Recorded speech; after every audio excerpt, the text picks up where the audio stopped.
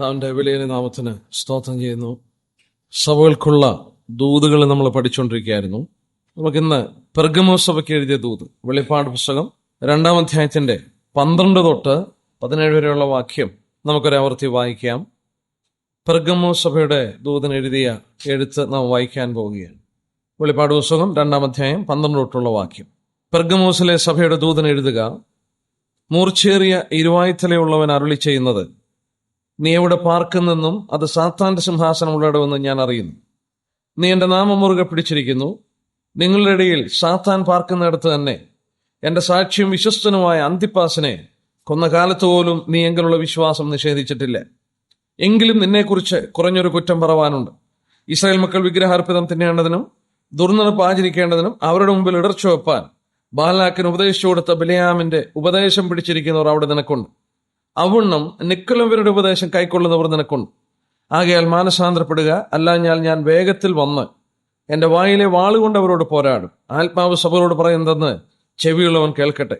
ജയിക്കുന്നവന് ഞാൻ മറിഞ്ഞിരിക്കുന്ന മന്ന കൊടുക്കും. ഞാൻ അവന് വെള്ളക്കല്ലും ലഭിക്കുന്നവനല്ലാതെ ആരും അറിയാത്തതും ആ കല്ലിന്മേൽ എഴുതിയിരിക്കുന്നതുമായ പുതിയ പേരും കൊടുക്കും.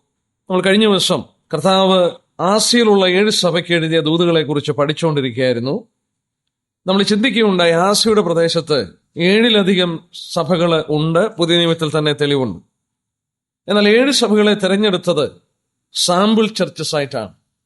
സഭയുടെ ആരംഭം തുടങ്ങി അവസാനം വരെ ദൈവസഭയുടെ ആത്മീയ നിലവാരത്തെ യേശുക്രിസ്തു മുമ്പ് കൂട്ടി വെളിപ്പെടുത്തി തരികയാണ് പ്രവചന രൂപേണ ഈ ദൂതുകളിൽ കൂടെ. നമ്മൾ ചിന്തിച്ചു, 7 സ്ഥലസഭകളും ഈ ലേഖനം എഴുതിയ 7 സഭകളും ആക്ഷരികമായ സ്ഥലസഭകളായിരുന്നു.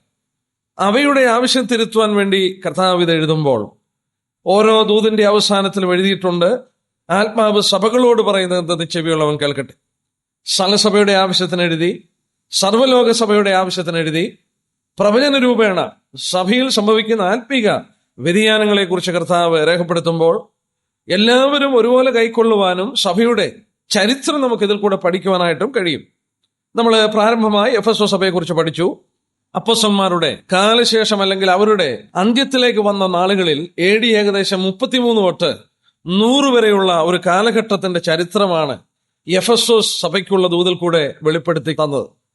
നമ്മൾ ചിന്തിക്കുകയുണ്ടായി, ഉപദേശങ്ങളൊക്കെ കൃത്യമായി അതുപോലെ സൂക്ഷിച്ചു. എല്ലാ കാര്യങ്ങളും, പ്രയത്നം, പ്രവർത്തനം, സഹിഷ്ണുത എല്ലാം ഉണ്ടായിരുന്ന ഒരു സ്ഥലസഭ അല്ലെങ്കിൽ ആ കാലഘട്ടം. എന്നാൽ അവര് ആദിമ സ്നേഹത്തിൽ നിന്ന് അല്ലെങ്കിൽ ആദ്യ സ്നേഹത്തിൽ നിന്ന് അവർ അല്പം തണുത്തുപോയി. നമ്മൾ ചിന്തിച്ചു അതിന്റെ കാരണം, എല്ലാ കാര്യങ്ങളും പിതാക്കന്മാർ ചെയ്ത് കണ്ട പോലെ ചെയ്ത് കാര്യങ്ങളെല്ലാം ഒരു ആചാരമായി, റൂട്ടീനായി മാറിയപ്പോൾ അവരുടെ എല്ലാ ക്രിയകളും, ആരാധനയും, ശുശ്രൂഷയും, പ്രവർത്തനവും, പ്രയത്നവും, സഹിഷ്ണുതയും എല്ലാം ഒരു ആചാരമായി മാറിയപ്പോൾ അവരുടെ ഹൃദയത്തിന്റെ ആത്മാർത്ഥത കുറയുകയായിരുന്നു. കർത്താവ് അത് മനസ്സിലാക്കി. അവർ ഈ ചെയ്യുന്ന പ്രവൃത്തികളൊക്കെ സ്നേഹത്തിൽ നിന്നല്ല ഉത്ഭവിച്ചിരിക്കുന്നത്, അതൊക്കെ ഒരു ആചാരമായി അവർ നടത്തുകയാണെന്ന് കർത്താവിന് മനസ്സിലായി. നിന്റെ ആദ്യ സ്നേഹം വിട്ടുകളഞ്ഞു എന്ന് പറഞ്ഞുകൊണ്ട് അത് തിരുത്തുവാൻ അവരോട് ആവശ്യപ്പെടുകയാണ്. എന്നാൽ ആ കാലഘട്ടത്തോടുള്ള ബന്ധത്തിൽ അത് കഴിയുമ്പോൾ നമ്മൾ ചിന്തിച്ചു, സഭയ്ക്ക് കടന്നു വന്ന പീഡയാണ്. 200 വർഷം നീണ്ടു നിന്ന ഒരു കാലഘട്ടം സഭാചരിത്രത്തിൽ മനസ്സിലാക്കുവാൻ കഴിയുന്നു. റോമൻ ചക്രവർത്തിമാര് സഭയെ ഒരുപാട് ഉപദ്രവിച്ചു. 10 ചക്രവർത്തിമാർ മാറി മാറി സഭയെ കൊന്നൊടുക്കുവാനായിട്ട് ശ്രമിച്ചു. നീറോ മുതൽ ഡൈക്ലീഷ്യൻ വരെയുള്ള 10 റോമൻ ചക്രവർത്തിമാർ ക്രിസ്തീയ സഭയെ AD 100 തൊട്ട് 312 വരെ ഉപദ്രവിച്ചു. അവരുടെ സ്വത്തുകൾ കണ്ടുകെട്ടി, അവർക്ക് തൊഴിൽ ലഭിക്കാതായി, വളരെ പീഡ അവർ അനുഭവിച്ചു. അങ്ങനെ കഷ്ടങ്ങൾ അനുഭവിക്കുന്ന സഭയോട് കർത്താവ് പറഞ്ഞു, ഞാൻ നിന്റെ ദാരിദ്ര്യവും കഷ്ടതയൊക്കെ അറിയുന്നു, നീയെങ്കിലും ധനവാനാണ്. കർത്താവിന് വേണ്ടി അവർ ഈ സമ്പത്തുകളുടെ അപഹാരം സന്തോഷത്തോടെ അവർ സഹിച്ചു. അവർ കഷ്ടതകൾ കർത്താവിന്റെ നാമത്തിൽ അനുഭവിച്ചു. അവര് ദൂഷണവും അതുപോലെ തന്നെ ദാരിദ്ര്യവും കഷ്ടതയൊക്കെ അനുഭവിച്ചപ്പോൾ സ്മുർന്നാ സഭയെക്കുറിച്ച് ശ്രദ്ധിച്ചാൽ ഒരു കുറ്റവും കർത്താവ് പറയാത്തൊരു സഭ. കാരണം അവർ മരിച്ചുകൊണ്ടിരിക്കുകയാണ് കർത്താവിന് വേണ്ടി. ദീർഘമായ 200 വർഷം ചരിത്രം പഠിച്ചാൽ അറിയാം, റോമൻ ചക്രവർത്തിമാരുടെ പീഡയിൽ സഭ കൊല്ലപ്പെട്ടുകൊണ്ടിരുന്നു. എന്നാൽ അതിന്റെ ശേഷം പെർഗമോസ് സഭയുടെ ദൂത് വരികയാണ്. പെർഗമോസ് സഭയുടെ ദൂതില് കർത്താവ് അവിടെ അരുളി ചെയ്യുമ്പോൾ പ്രത്യേക ചരിത്രപരമായി നമ്മൾ പഠിച്ചാൽ നമുക്ക് ആ സഭ ലോകത്തിൽ സെറ്റിൽ ചെയ്ത ഒരു കാലഘട്ടം നമ്മളവിടെ വായിക്കുന്നു. നീ എവിടെ പാർക്കുന്നു എന്ന് ഞാൻ അറിയുന്നു. അവരുടെ പിൽഗ്രിം ക്യാരക്ടർ നഷ്ടമാക്കി. ഒരു പരദേശ മോക്ഷയാത്രയിലായിരുന്ന സഭ, അന്യരും പരദേശികളുമായി ജീവിച്ച സഭ, ആ സഭ അവരുടെ പിൽഗ്രിം ക്യാരക്ടർ നഷ്ടപ്പെടുത്തി ലോകത്തിൽ അവർ സെറ്റിൽ ചെയ്തൊരു കാലഘട്ടമാണ് പെർഗമോ സഭയുടെ കാലഘട്ടമെന്ന് കാണാൻ കഴിയുന്നു. നമുക്ക് ആ ഭാഗത്തേക്ക് കടന്നു വരാം. നമ്മൾ ഓരോ പാഠങ്ങൾ പഠിച്ചപ്പോൾ ശ്രദ്ധിച്ചു ആ പഠനത്തെക്കുറിച്ചും സഭ എങ്ങനെ ഉണ്ടായി, അവിടെയുള്ള ആ ചരിത്ര പശ്ചാത്തലവും അല്പം നമ്മൾ ചിന്തിച്ചിട്ടാണ് ആ ദൂതിലേക്ക് ഇറങ്ങിയത്. പെർഗമം നമ്മൾ ഓർത്തതുപോലെ എഫെസോസും സ്മിർനയും വളരെ പ്രധാനപ്പെട്ട രണ്ട് പട്ടണങ്ങളായിരുന്നു. അതുപോലെ പ്രധാനപ്പെട്ട റോഡുകളോ തുറമുഖമോ ഒന്നും ഇല്ലാത്ത ഒരു പ്രത്യേക സ്ഥലമായിരുന്നു പെർഗമം. എങ്കിലും ചരിത്രപരമായിട്ട് ആസിയയിലെ ഏറ്റവും വലിയ പട്ടണം പെർഗമമായിരുന്നു. ചരിത്രപരമായിട്ട് ഒരുപാട് പ്രാധാന്യതയുണ്ട്. കാരണം ആസിയ മൈനറിന്റെ തലസ്ഥാനമായി പെർഗമം നിന്നിട്ട് യോഹന്നാൻ ഇത് എഴുതുമ്പോൾ ഏകദേശം 400 വർഷമായി. ആസിയ മൈനറിന്റെ തലസ്ഥാനമായി ഏകദേശം 400 വർഷമായി തലസ്ഥാനമായി പെർഗമം നിൽക്കുന്നു. അപ്പോൾ തന്നെ ആ പട്ടണത്തിന്റെ പ്രാധാന്യം നമുക്ക് ചിന്തിക്കാം. ഒരു നദീതീരത്തില് ഒരു കോണിക്കൽ ഹില്ല് പോലെ ഇങ്ങനെയിരിക്കുന്ന ഒരു പർവ്വതത്തിന്റെ മുകളിലാണ് ആ പട്ടണം പണിയപ്പെട്ടതെന്ന് രേഖപ്പെടുത്തിയായിട്ട് എനിക്ക് വായിപ്പാനായിട്ട് സാധിച്ചു. ഈ പെർഗമം എന്ന വാക്ക് പാർച്ചുലന്റ്, അതായത് ചുരുളുകൾ, തോൽ ചുരുളുകൾ എന്നുള്ള പദമാണ് ഗ്രീക്ക് ഭാഷയിലെ പെർഗമം പാർച്ചുമെന്റ് എന്നുള്ള പദത്തിൽ നിന്ന് ഉത്ഭവിച്ചിട്ടുള്ളതാണെന്ന് ചിന്തിക്കുന്നവരുണ്ട്. ഏതായാലും ഈ പട്ടണത്തിലെ ഏറ്റവും പ്രാധാന്യമായി നമുക്ക് ചിന്തിപ്പാൻ കഴിയുന്നത് ഈ പട്ടണത്തിലാണ് ആദ്യമായിട്ട് തോൾ ചുരുളുകളിൽ എഴുത്തുകൾ എഴുതുന്നത് കണ്ടുപിടിച്ചത്. നമുക്കറിയാം, ഇന്നത്തെ പോലെ കടലാസുകളോ എഴുതുവാനുള്ള സാമഗ്രികളോ ഇല്ലാതിരുന്ന കാലഘട്ടത്തിലെ പാപ്പിറോസിന്റെ ചുരുളുകളിൽ എഴുതിക്കൊണ്ടിരുന്നു. എന്നാൽ ഈ പട്ടണത്തിലാണ് തോൽ ചുരുളുകളിൽ ആദ്യമായിട്ട് എഴുതുവാനായിട്ട് കണ്ടുപിടിച്ച പട്ടണം. അതോടുള്ള ബന്ധത്തിലായിരിക്കണം പെർഗമം എന്ന പേര് തന്നെ ഈ സ്ഥലത്തിന് വന്നതെന്ന് ചിന്തിക്കുന്നവരും ഉണ്ട്. ഏതായാലും അത് അത്ര പ്രാധാന്യതയില്ല. എന്നാൽ ഈ പട്ടണത്തിലെ പുരാതന ലോകത്തിൽ ഏറ്റവും പ്രസിദ്ധമായ 2 ലൈബ്രറികളിൽ ലോകത്തിലെ 2ാമത്തെ തോൽച്ചുരുൾ ലൈബ്രറി നിലനിന്നത് പെർഗമത്തിലാണ്. അതിനെക്കുറിച്ച് രേഖപ്പെടുത്തിയത് ഇങ്ങനെയാണ് വായിച്ചു: 2 ലക്ഷം തോൽച്ചുരുളുകൾ ഉണ്ടായിരുന്ന ഒരു ലൈബ്രറി പെർഗമത്തിൽ ഉണ്ടായിരുന്നു. നമ്മളൊന്ന് ആലോചിച്ച് നോക്കിയാൽ 2 ലക്ഷം പുസ്തകങ്ങൾ പോലെയല്ല, 2 ലക്ഷം തോൽച്ചുരുളുകൾ. തോൽച്ചുരുളിൽ എഴുതിയെടുക്കുന്നത് വളരെ ബുദ്ധിമുട്ടാണ്. 2 ലക്ഷം തോൽച്ചുരുളുള്ള ഒരു ലൈബ്രറി, ലോകപ്രസിദ്ധമായ ഒരു ലൈബ്രറി ഈ പട്ടണത്തിൽ ഉണ്ടായിരുന്നു.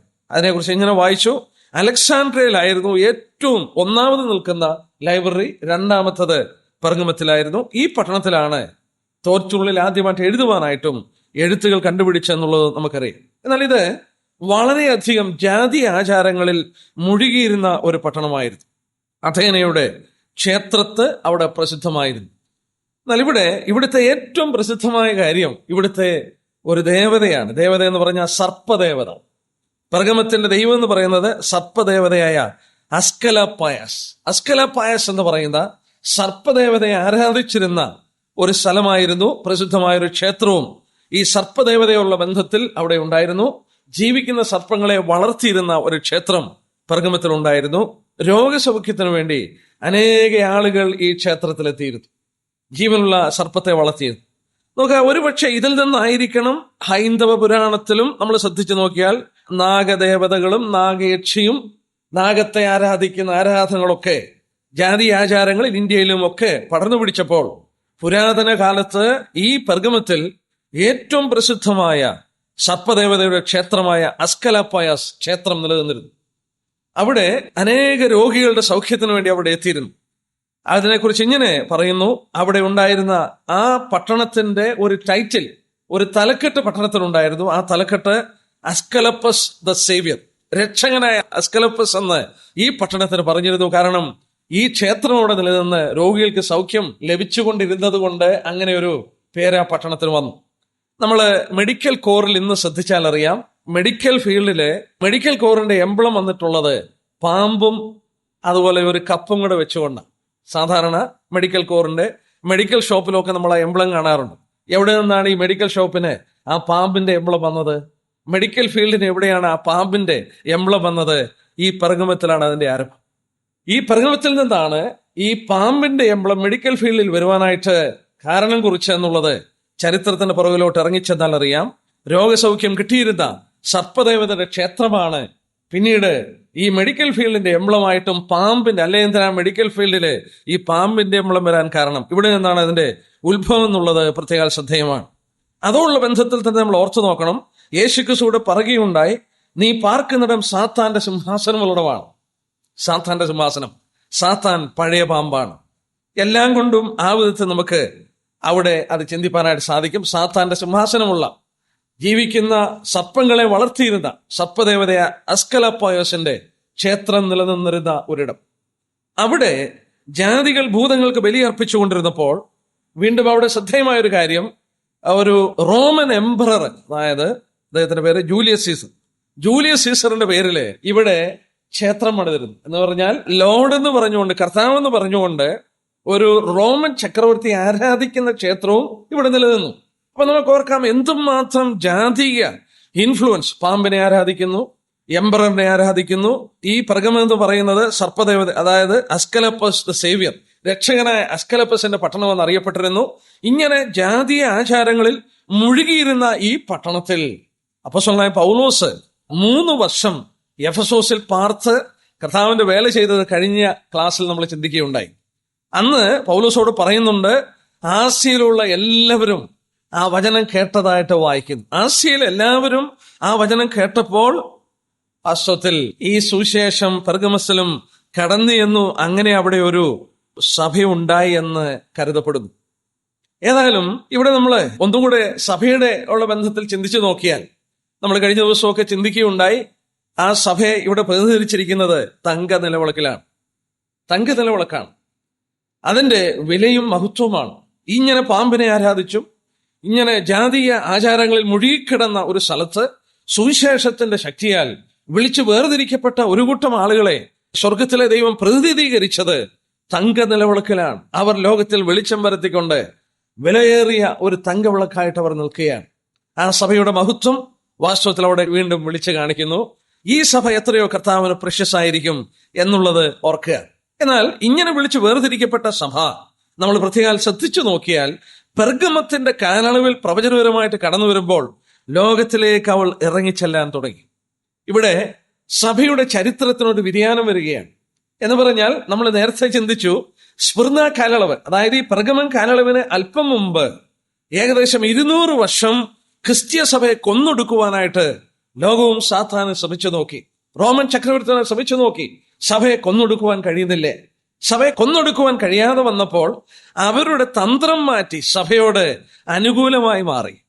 എങ്ങനെയെങ്കിലും സഭയെ നശിപ്പിക്കണമെന്നേ ഉള്ളൂ. ആ മഹത്വപൂർണമായ നിലവിളക്കിന്റെ ആ വെളിച്ചം നഷ്ടപ്പെടുത്തുവാനായിട്ട് അവരെ കൊന്നൊടുക്കുവാൻ നോക്കിയിട്ട് 200 വർഷം അവരെ കൊന്നൊടുക്കുവാൻ ശ്രമിച്ചിട്ടും ആ സഭയെ കൊന്നൊടുക്കുവാൻ കഴിഞ്ഞില്ലേ? അത് കൊന്നൊടുക്കുവാൻ കഴിയാതെ വന്നപ്പോൾ അടുത്തതായിട്ട് സാത്താൻ ശ്രമിച്ചത്, ചെയ്ത കാര്യം, സഭയെ ലോകമയത്വമുള്ളതാക്കി തീർത്തു. സഭ ലോകത്തിൽ വാസ്തവത്തിൽ സെറ്റിൽ ചെയ്യുവാനായിട്ട്, അത് പാർക്കുവാനായിട്ട് സഭ ആരംഭിക്കുകയാണ്. എന്താണ് ഇവിടെ സംഭവിച്ചത്? ചരിത്രം വളരെ വ്യക്തമായി നമ്മെ പഠിപ്പിക്കുന്നു. കർത്താവായ യേശുക്രിസ്തുവിനെ കൊന്നത് റോമൻ സാമ്രാജ്യമാണ്.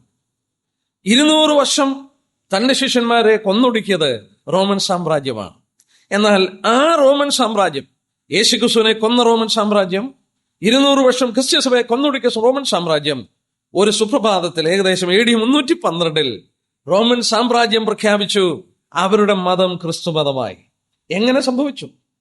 അത് സംഭവിച്ച നമ്മൾ ഇറങ്ങിച്ചെന്നാൽ, കോൺസ്റ്റന്റൈൻ കുസ്തന്തീനോസ് എന്ന് പറയുന്ന ഒരു ചക്രവർത്തി, റോമൻ ചക്രവർത്തി, ഫ്രാൻസിൽ നിന്ന് ഇറ്റലിയിലേക്ക് യുദ്ധത്തിനായിട്ട് കടന്നുപോയാണ്. മാക്സെൻഡസ് എന്ന് പറയുന്ന ഭരണകർത്താവിനെതിരായിട്ട് ഫ്രാൻസിൽ നിന്ന് ഇറ്റലിയിലേക്ക് മാർച്ച് ചെയ്യുന്ന സന്ദർഭത്തിൽ കോൺസ്റ്റന്റൈന്റെ സൈന്യം വാസ്തവത്തിൽ തന്നോട് യുദ്ധത്തിന് വന്നിരിക്കുന്ന ഈ മാക്സെൻഡത്തിന്റെ സൈന്യത്തിന്റെ 1/4 ഉള്ളൂ.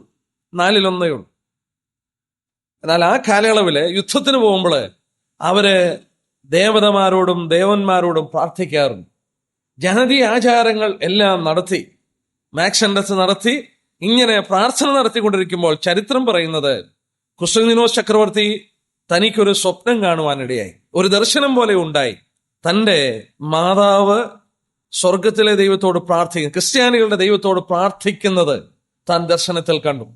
താന് അത് കണ്ടത് മാത്രമല്ല, താൻ കണ്ടു ഒരു സ്വർണ്ണ കുരിശ് പ്രത്യക്ഷപ്പെട്ടിട്ട് അതിൽ എഴുതി കാണിച്ചു, കോൺകർ ബൈ ദിസ്, ഇതുകൊണ്ട് പിടിച്ചടക്കുക എന്ന് പറഞ്ഞു. ഈ കോൺസ്റ്റന്റൈൻ കുസ്തന്തീനോസ് ചക്രവർത്തി സ്വർണ്ണ കുരിശും ഈ കുരിശുള്ള ബാനറുകളൊക്കെ ഉണ്ടാക്കി. ക്രിസ്ത്യാനികളുടെ അടയാളമാണ് ഈ കുരിശെന്ന് തനിക്ക് അറിയാമായിരുന്നു. ഈ കുരിശുണ്ടാക്കിക്കൊണ്ട് ഫ്രാൻസിൽ നിന്ന് ഇറ്റലിയിലേക്ക് മാക്സണ്ടത്തിനെതിരായിട്ട് യുദ്ധത്തിന് പോയി.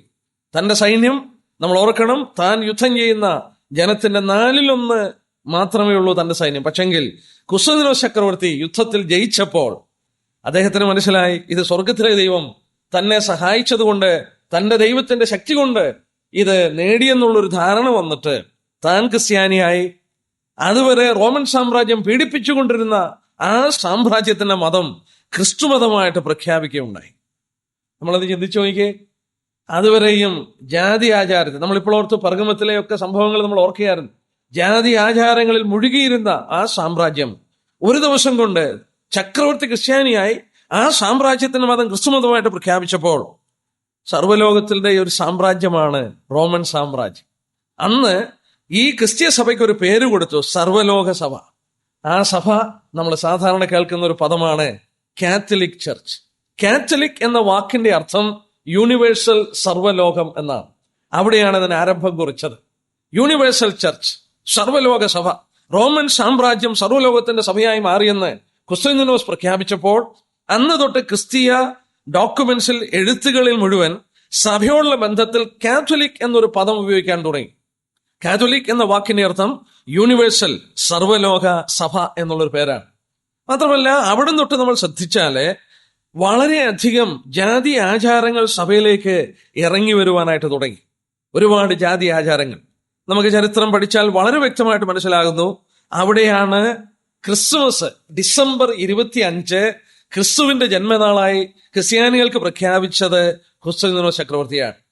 4-ാം നൂറ്റാണ്ട് വരെ ക്രിസ്ത്യാനികൾ ക്രിസ്മസ് ആഘോഷിച്ചിട്ടില്ല. മാത്രമല്ല ഡിസംബറിലാണ് കർത്താവ് ജനിച്ചതെന്ന് യാതൊരു തെളിവുമില്ല. കൂടുതൽ തെളിവുള്ളത് ജൂലൈ മാസത്തിലോ ഒക്ടോബർ മാസത്തിലോ ആണ് യേശു ക്രിസ്തു ജനിച്ചതെന്നാണ് കൂടുതൽ തെളിവ്. ഞാൻ ആ വിഷയത്തിലേക്ക് കടക്കുന്നില്ല. എന്നാൽ ഈ കുസ്തന്തീനോസ് ചക്രവർത്തി ആകാശരാജ്യയുടെ പുത്രന്റെ ജന്മനാളായി ജാതികൾ ആചരിച്ചിരുന്ന ഡിസംബർ 25 യേശു ക്രിസ്തുവിന്റെ ജന്മനാളായി ഈ കുസ്തന്തീനോസ് ചക്രവർത്തി പ്രഖ്യാപിച്ചു. അങ്ങനെ ആ സർവ്വലോകത്തിലും, അല്ലെങ്കിൽ കാത്തലിക് ചർച്ചിന്റെ ഒരാചാരമായി തീർന്നു, സർവ്വലോകത്തിലും ആചാരമായി മാറി.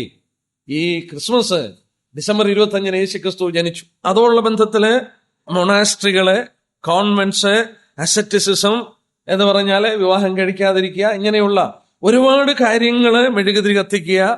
ഈ സഭയിലേക്ക് ജാതീയ കാര്യങ്ങളിൽ നിന്ന് ഒരുപാട് കാര്യങ്ങൾ കടന്നു വന്ന ഈ കാലഘട്ടത്തിലാണ് ബാപ്റ്റിസ്മൽ റീജനറേഷൻ എന്ന് പറയുന്ന ഒരു ദുഷ്ട അല്ലെങ്കിൽ തെറ്റായ ഉപദേശവും ക്രിസ്ത്യ സഭയിൽ കടന്നു വന്നെന്ന് പറയുന്നു. ബാപ്റ്റിസ്മൽ റീജനറേഷൻ എന്ന് പറഞ്ഞാൽ സ്നാനത്താൽ വീണ്ടും ജനനം സംഭവിക്കുന്നു. ദൈവവചനം കേട്ട് വീണ്ടും ജനിക്കുകയല്ല, സ്നാനം മൂലം വീണ്ടും ജനനം നടന്നു വരുന്നു എന്നുള്ള ഉപദേശവും, എന്ന് പറഞ്ഞാൽ സ്നാനപ്പെടുത്തി ക്രിസ്ത്യാനികളാക്കുക, ഈ ഉപദേശവും കടന്നു വന്നത് ഈ കാലഘട്ടത്തിലാണെന്ന് പറയപ്പെടുന്നു. കൂടാതെ ഒരു പ്രധാനപ്പെട്ട കാര്യം കൂടെ, ക്രിസ്ത്യ സഭയുടെ ബിഷപ്പ്, തലവനായിരുന്ന ബിഷപ്പിന് ഈ കാലയളവിലാണ് പൊന്തിഫസ് മാക്സിമസ് എന്ന് പറയുന്ന തലക്കെട്ടും സ്വീകരിപ്പാനിടയായി. അതിന് ഒരുപാട് ചരിത്രമുണ്ട്, വലിയ പഠനത്തിന് ആധാരമായ ഒരു വിഷയമാണ്. അതായത് ജാതീയ പുരോഹിതന്മാരുടെ ഏറ്റവും വലിയ തലപ്പത്തിരിക്കുന്ന വ്യക്തിയുടെ തലക്കെട്ടായിരുന്നു പൊന്തിഫസ് മാക്സിമസ് എന്ന് പറഞ്ഞു. പൊന്തിഫസ് മാക്സിമസ് എന്നുള്ള വാക്കിന്റെ അർത്ഥം ദ ചീഫ് ബ്രിഡ്ജ് ബിൽഡർ, അതായത് ഏറ്റവും പ്രധാനമായി പാലം പണിയുന്ന വ്യക്തി, മരിച്ചവരെയും ജീവിക്കുന്നവരെയും തമ്മിൽ ബന്ധിപ്പിക്കുന്ന വ്യക്തി. അതാണ് ഏറ്റവും വലിയ പുരോഹിതൻ. ജാതീയ ഏറ്റവും വലിയ പുരോഹിതന്റെ തലക്കെട്ടായിരുന്നു പൊന്തിഫസ് മാക്സിമസ്. ഈ തലക്കെട്ട് ക്രിസ്തീയ ബിഷപ്പിന്റെ തലക്കെട്ടായി മാറുന്നു, അല്ലെങ്കിൽ അംഗീകരിച്ചു. ഇന്നും റോമിലെ മാർപ്പാപ്പയുടെ തലക്കെട്ടിൽ അദ്ദേഹത്തിന്റെ സ്ഥാനപ്പേരിൽ ഒരു പേരാണ് പൊന്തിഫസ് മാക്സിമസ്. ഇന്ന് ഉപയോഗിക്കുന്ന പദമാണ്. എവിടെ നിന്നത് ഉത്ഭവിച്ചു എന്നുള്ളത് ചോദിച്ചാൽ, ജാതീയ മഹാപുരോഹിതന്റെ തലക്കെട്ട് ക്രിസ്തീയ സഭയുടെ ബിഷപ്പ് അത് സ്വീകരിച്ചപ്പോൾ ഇവിടെ വെച്ച് ആ തലക്കെട്ടൻ കടന്നു വന്നു. നമുക്കിനി അവിടോട്ടൊന്ന് കടന്നു വന്നാൽ, പെർഗമം എന്ന വാക്കിന്റെ അർത്ഥം ഒന്ന് ശ്രദ്ധിച്ചാൽ നമ്മൾ ഇത്രയും ചിന്തിച്ച കാര്യങ്ങളുടെ കാര്യം മനസ്സിലാവും. പെർഗമം എന്ന വാക്കിന്റെ അർത്ഥം തറലി മാരീഡ്, നന്നായി വിവാഹം കഴിച്ചു. പെർഗമം എന്ന വാക്കിന്റെ അർത്ഥമാണ്. അതിന്റെ മറ്റൊരു ഭാഷാന്തരം മാരേജ് ആൻഡ് എലിവേഷൻ, വിവാഹവും ഉയർച്ചയും എന്നതിന് ആശയമുണ്ട്. പെർഗമം നമ്മൾ കഴിഞ്ഞ ദിവസമൊക്കെ ഓർത്തു. എഫെസോസ് എന്ന വാക്കിന്റെ അർത്ഥം എഫീമി എന്ന പദത്തിൽ നിന്ന് അയഞ്ഞു പോകുക, അയച്ചുവിടുക. സ്നേഹത്തിൽ അവൾ അയഞ്ഞു പോകുവാൻ തുടങ്ങി. സ്മിർന എന്ന വാക്കിന്റെ അർത്ഥം നമ്മൾ കഴിഞ്ഞ ദിവസം ഓർത്തു. മിറ എന്നുള്ള വാക്കാണ്, കഷ്ടത അനുഭവിക്കുന്നതിന്റെ എംബ്ലമാണ്. പെർഗമം എന്ന വാക്കിന്റെ അർത്ഥം മാരേജ് ആൻഡ് എലിവേഷൻ, വിവാഹവും ഉയർച്ചയും. ലോകത്തോട് സഭ വിവാഹം കഴിച്ചു.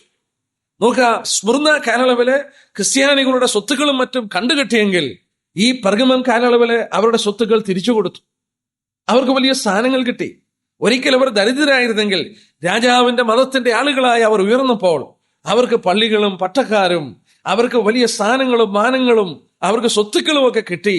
അവർക്ക് വലിയ സ്ഥാനവും ഉയർച്ചയും കിട്ടിയപ്പോൾ കർത്താവ് സഭയോട് ദൂത് പറയുമ്പോൾ പെർഗമം എന്ന പദം പ്രത്യേകം എടുത്ത് അവിടെ ഉപയോഗിച്ചിരിക്കുമ്പോൾ നമ്മൾ മനസ്സിലാക്കണം, ആ വാക്കിന്റെ അർത്ഥം thoroughly married, marriage and elevation, വിവാഹത്തോടുള്ള ബന്ധത്തിൽ അവർക്ക് ലഭിച്ച ഉയർച്ചയാണ്. പരിശുദ്ധാത്മാവ് എത്ര ആശയസമ്പുഷ്ടമായിട്ടാണ് അതോടെ പറഞ്ഞിരിക്കുന്നത് നോക്കുക. ആ സഭയോട് കർത്താവ് തന്നെ എങ്ങനെ പരിചയപ്പെടുത്തുന്നുവെന്നും ആ സഭയോടുള്ള ബന്ധത്തിൽ എന്ത് പറഞ്ഞിരിക്കുന്നു നോക്കിയേ. പെർഗമോസിലെ സഭയുടെ ദൂതൻ എഴുതുക, മൂർച്ചയേറിയ ഇരുവായ്ത്തലയുള്ളവൻ അരുളി ചെയ്യുന്നത്, നീ എവിടെ പാർക്കുന്നെന്നും. വളരെ ശ്രദ്ധേയമായ ഒരു പദം, നീ എവിടെ പാർക്കുന്നു. I know where you stay, I know where you dwelleth. ഈ വാക്ക് ഗ്രീക്ക് ഭാഷ പണ്ഡിതന്മാർ പറയുന്നു a permanent residence or a place, അതായത് സ്ഥിരമായ ഒരു താമസ സ്ഥലം. എന്താ അതിന്റെ കാരണം? ഈ ആസ്യ മൈനറിലെ സഭയ്ക്ക് പത്രോസ് രേഖപ്പെടുത്തിയ വാക്ക് നമുക്ക് നോക്കാം. 1 പത്രോസ് 1 അധ്യായത്തിന്റെ 1 വാക്യം, 1 പത്രോസ് 1:1 വാക്യം. യേശുക്രിസ്തുവിന്റെ അപ്പോസ്തലനും പത്രോസ് പന്തോസിലും ഗലാത്യയിലും കപ്പദോക്യയിലും ആസിയയിലും ബിഥുനയിലും ചിതറിപ്പാർക്കുന്ന പരദേശികളും 2:11 പ്രവാസികളും പരദേശികളും, ആസിയിൽ പാർക്കുന്ന പ്രവാസികളും പരദേശികളും. പ്രിയമുള്ളവരെ, പ്രവാസികളും പരദേശികളുമായ നിങ്ങളുടെ ആത്മാവിനോട് പോരാടുന്ന ഈ ആസിയയിലെ വിശുദ്ധന്മാരെ പത്രോസ് വിളിച്ചത് നമ്മളിവിടെ വായിച്ചതുപോലെ പ്രവാസികളും പരദേശികളും, പിൽഗ്രിംസ് ആൻഡ് സ്ട്രേഞ്ചേഴ്സ്. ലോകത്ത് നിന്ന് വിളിച്ചു വേർതിരിക്കപ്പെട്ട കൂട്ടർ. അവർ അന്യരും പരദേശികളുമായി ജീവിച്ചിരുന്ന ഒരു കൂട്ടരായിരുന്നു ആസിയയിലെ വിശ്വാസി. എന്നാൽ ഇവിടെ പെർഗമത്തിന്റെ കാലം വന്നപ്പോൾ അവർ പാർക്കുവാൻ തുടങ്ങി, പെർമനന്റ് റെസിഡൻസ്. ലോകത്തോട് അവർ ഇണങ്ങിച്ചേർന്നു.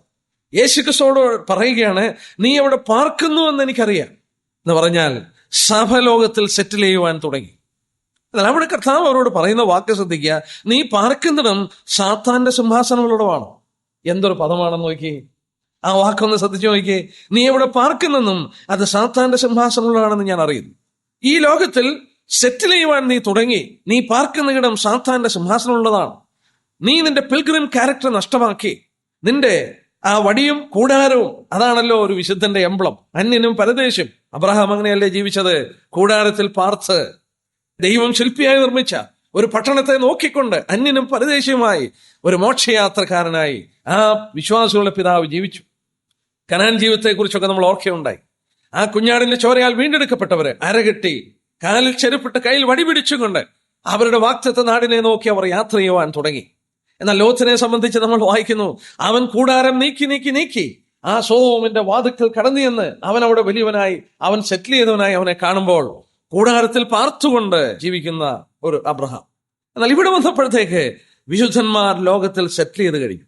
അവരുടെ സ്വർഗീയ പൗരത്വം അവർ നഷ്ടമാക്കി. അല്ലെങ്കിൽ നഷ്ടമാക്കിയെന്നല്ല, അതിന്റെ മഹത്വം അവർ നഷ്ടമാക്കി. അതിന്റെ വില അവർക്ക് നഷ്ടപ്പെട്ടു പോയി. കർത്താവ് അവരെ ഉണർത്തിക്കുകയാണ്, നീ പാർക്കുന്നിടം സാത്താന്റെ സിംഹാസനമുള്ളതാണ്. നീ പാർക്കുന്ന ഇടം സാത്താന്റെ സിംഹാസനമുള്ളതാണ്. അവർ അൺഹോളി അലയൻസിലേക്ക് പ്രവേശിച്ചു. ഒരു അവിശുദ്ധിയെ ബന്ധത്തിലേക്ക് പ്രവേശിച്ചു. വേർപാട് അവർക്ക് നഷ്ടമാക്കി. അവർ ഈ വിധത്തിൽ കടന്നുപോയെന്നുള്ളത് പ്രത്യേക ശ്രദ്ധേയമായ ഒരു കാര്യമാണ്. അവരോട് കർത്താവ് പറയുന്നു, ഞാൻ ആരാണെന്ന് കർത്താവ് പറയുന്നു. ആരാണ്? മൂർച്ചയേറിയ ഇരുവായത്തിലുള്ള വാളുള്ളവനാണ്.